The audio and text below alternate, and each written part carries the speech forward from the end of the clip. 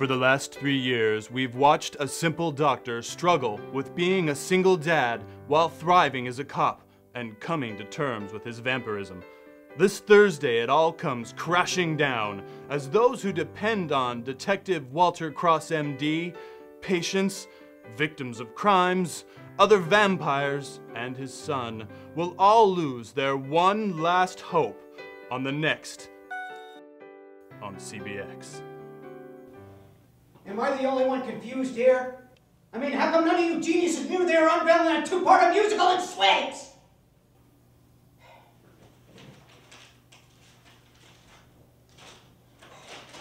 What does NBD have on OR? It's a car crash with 100 victims, plus 2 docs having an affair while saving lives in Darfur. What I wouldn't give for our preemption right now. Whose turn is it to start a brush fire in Malibu? Too soon? Relax. We'll call that Plan B. I can't believe my only hope are those retards on Midwest Reoccurrence. Forget it! They had their chance for the genius of Vincent St. Clair. Murray, Pet Love is dead to me. Dead! What do you mean? They're willing to give me points. No.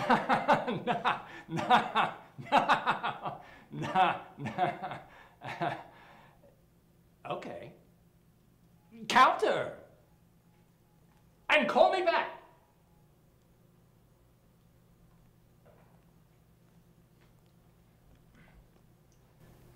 So, what's the feline story of the day? Hey Brian, after we're done today, want to go to Pet Love with me? I hear they finally got someone to put on a decent version of Guinea Pig Hamlet. Listen up. Apparently we don't stink as much as the suits originally thought. Basically, guys, it sweeps, and our competition is pulling out the big guns. The last season, we went with a traditional kidnapping plotline. It did really well. Every time you talk, I get the urge to punch a baby seal. Copy boy. I mean copy man. Big sweep stunts within the hour.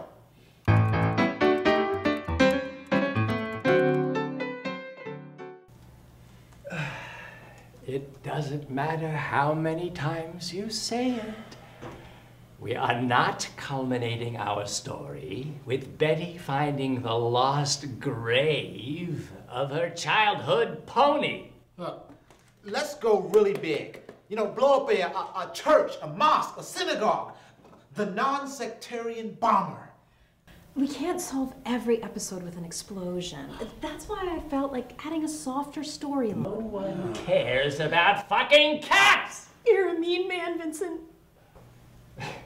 It's so simple. This is the episode where Edward learns he was once the tortured salsa dancer, Juanita, who had gender reassignment surgery. You guys aren't getting it. This is sweeps. We either abduct someone, kill off a seemingly random side character who appears important but really isn't, or our leads have spontaneous sex that we ignore in future episodes, hoping to build tension only to exploit it for a lame moment in some finale. Pick one.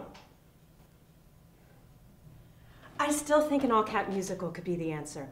Vincent, you could direct it. Betty would have her clothes torn off by a farm combine, and given the firestorm, would be unable to find new ones for the rest of the episode. What the hell happened to you, Trip? Where's the kid who came up with the big ideas and flashy characters? Don't pretend you're some pinnacle of strength learning annex. Yeah, I can bust out the labels too. The business grew tired of me. You just gave up. Where's the kid who created the midget mind reader? Who used to bite his victims' shins until they bled to death? Burt Challenge. Now that was a character who could carry a sweeps episode. Why do I ask for Burt and I get Betty in a bra for 30 pages? Granted, I wanted to see that too, but why the layup? Look, this is a good idea that we can sell to Bob. You know what separates executives and writers besides the flashy clothes and the easy to insult assistants? We're the ones who sit in the room breaking story and wanting to make it work. Assistant, whose name I will never learn. Go to Betty's trailer and tell her you want to see her bra and panties. Hold up on the panty raid, old man. I'll give it my best shot. We infuse the gum-chewing man throughout the episode. Yeah. It's really the first look that we have at this shady figure. You know, if we structure this right, he could be our smoking gun. We could follow him straight to the finale. Betty should be the one to pursue him so the reveal belongs to her and we come to grips with her emotional journey. He's a unicorn pony. Amazing work, guys. I'm gonna tell Ike.